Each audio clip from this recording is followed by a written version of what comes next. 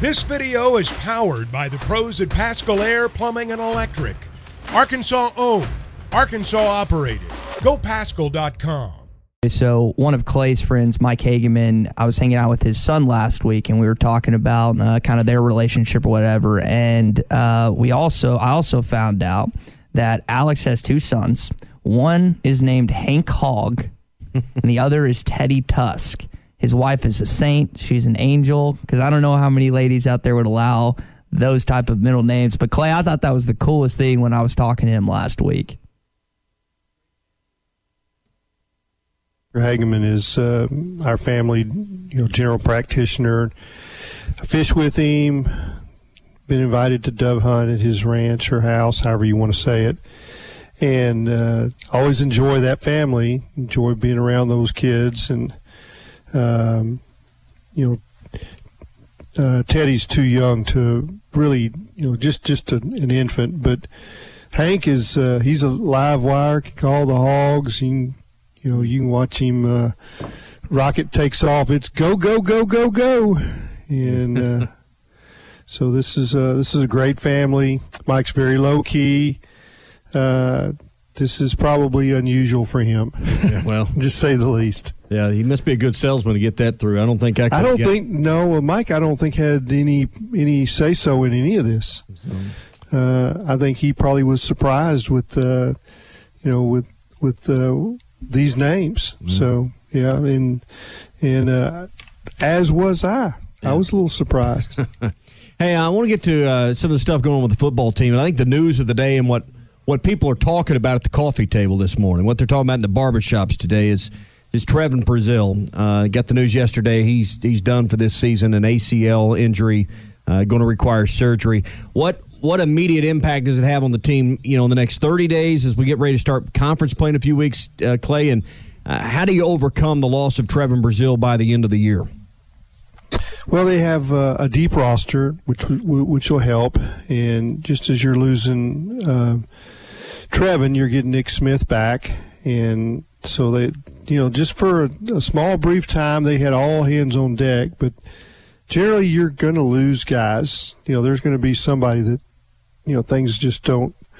Nobody has everybody for the whole season. So this is a blow, and he's a rare talent. Nobody really has a match for him. He can play the 3, the 4 defensively, and he's a long guy that's got a great 3-point shot. And he's the dunk man. He's the one that made got the national attention for that dunk over that poor fellow from was it South Dakota State. Mm-hmm. So you're saddened for him, and it's tough. I mean, it's just like the Jalen Catalon deal. You think he's you have him for just a brief part of the season, and it affects your season when you lose a guy.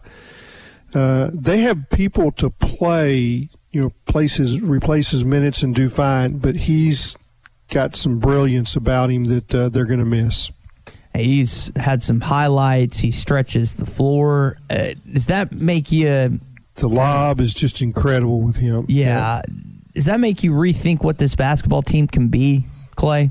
Well, I'm in the process of figuring out what this team can be. Every game I watch until a little more, and I was curious to what they would do against a team, and spoke about this earlier in the week. This was a game, the last one, that they're facing a team with 3 good guard options with quickness, and it bothered them.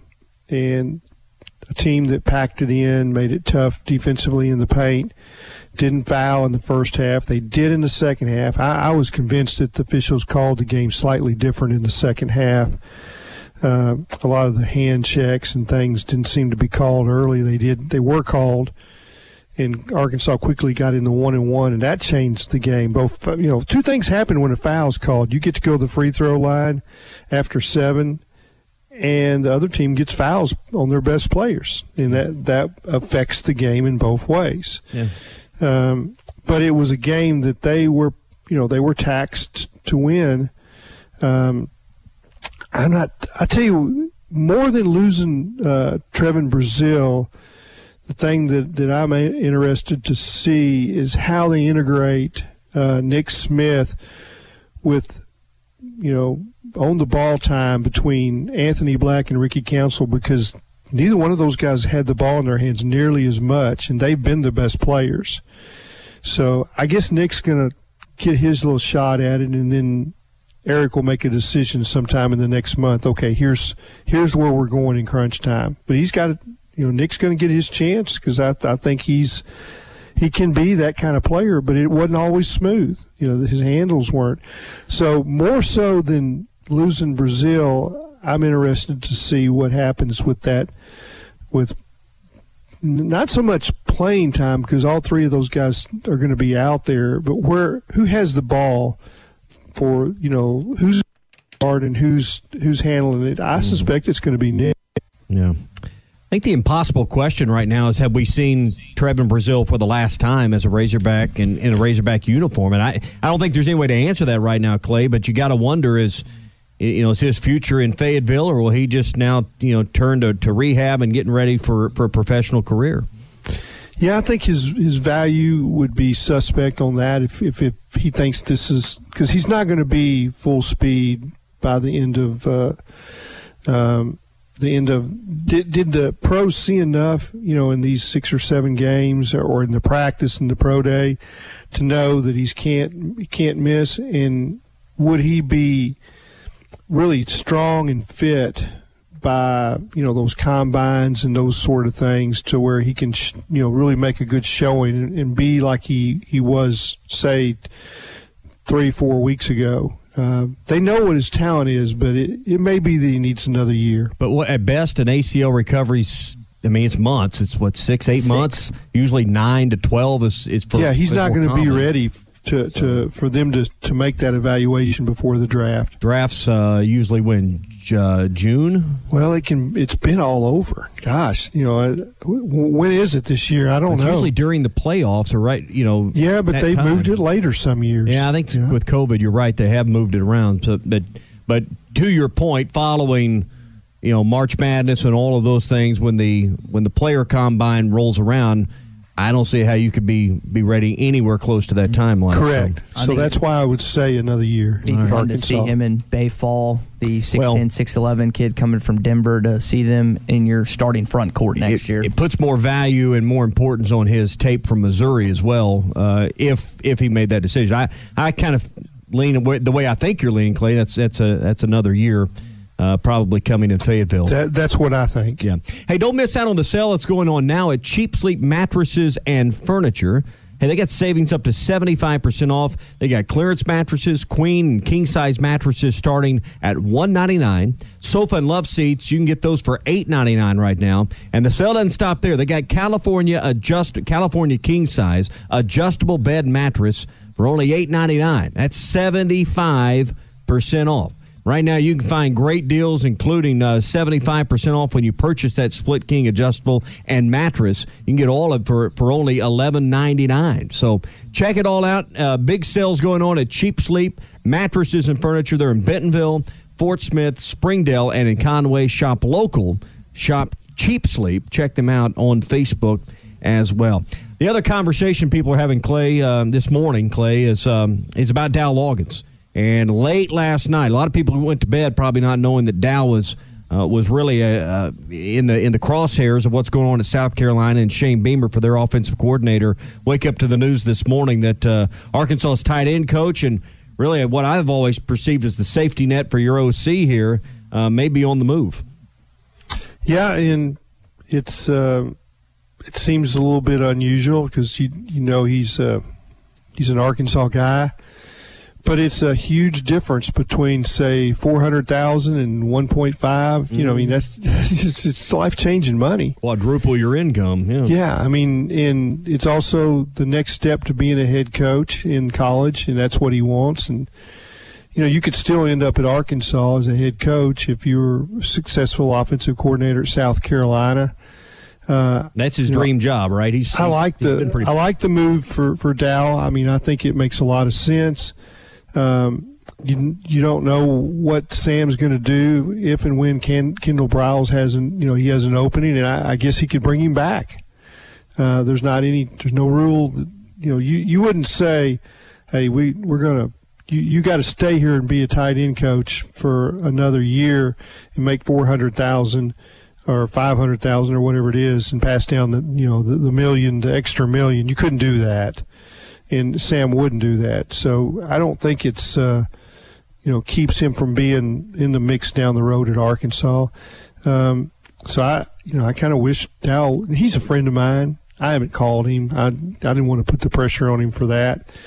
I'm sure we will talk this week sometime, and it surprised me a little bit, but by the same token, this is just exactly what happened last year. I mean, Kentucky tried to hire him as offensive coordinator, and he didn't think that job was right, and maybe he thinks this one is. I don't know the backstory and when kind of I know Barry Lunny wanted the job, and now and then did Sam offer him to stay on staff as the tight ends coach, and then but the money wasn't significant. I mean, he made more money and became coordinator. That's why Brent to UTSA with Jeff Traylor. Now he's up at Illinois. He's making over $1 million at Illinois now with Bielema, and so that's I would say the example that I think too of recency. Well, and maybe you could point to and say, well, this is helping Barry, so maybe the same thing could be said about Dowell. And there's there's no question. He doesn't have a choice. This is a job he has to take. Yeah.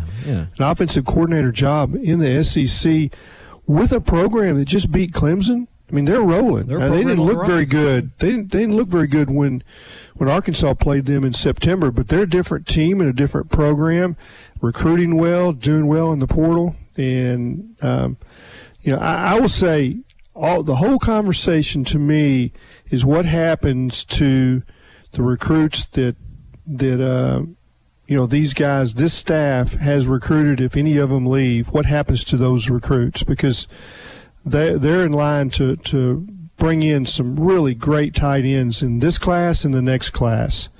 And are those guys tied to Dow? Or are they tied to Sam? Are they tied to being Razorbacks?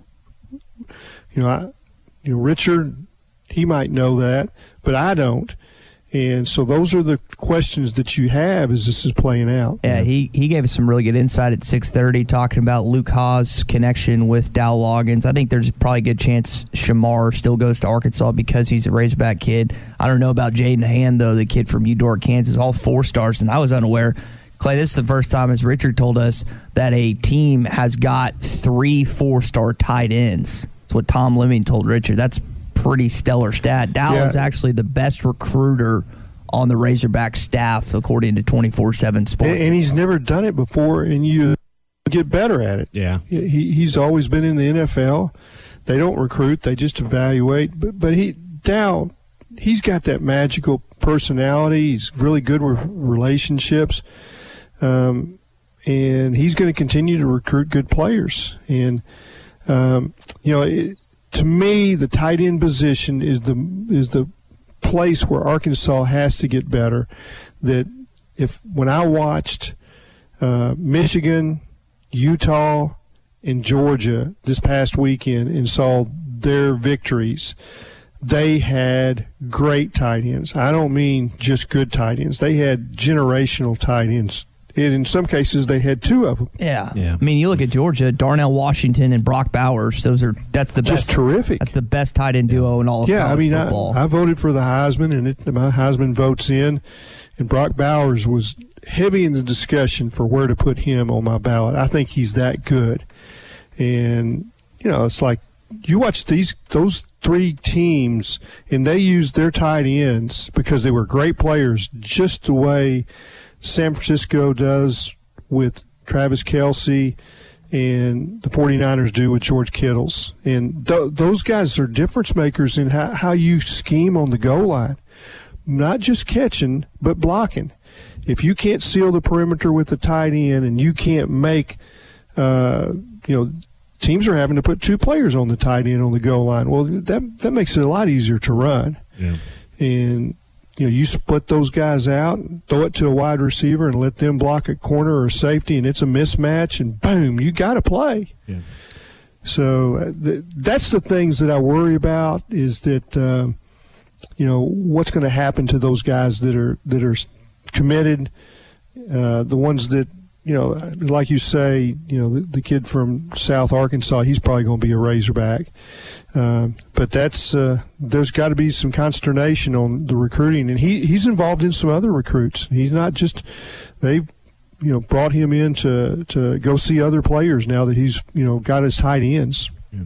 Hey, we're brought to you by Teeter Motors. They're in Malvern, but they're also in Mena and in Sheridan. They've got a lot full right now with great selection. They've been doing it since 1968. The odds are when you get to Teeter Motors, you're going to deal with someone that's probably been there 20 or more years, and they know their inventory, they know their product, and they know how to treat a customer right when it comes to Teeter Motors. So follow the Teeter Motors trail. Again, Malvern, Mena, or Sheridan, or log on to TeeterMotors.com. Remember, the deals are always sweeter at Teeter. The other big story right now, I guess, is Barry Odom's departure to UNLV. We hadn't talked to you about that on this show, at least, since it happened. And kind of what are your thoughts, and where does Sam go from here with replacing his closest confidant on his coaching staff? Yeah, that's a good question, guys, and I don't have an answer for that. I don't know where he's going to go and what's the next step for that. I don't know who's interested. The salary is such that you should have lots of options. So, it's different than, say, it was 3 years ago, that just the salaries have changed. 3-4 years have changed the numbers. I give Hunter Yurchek credit for that.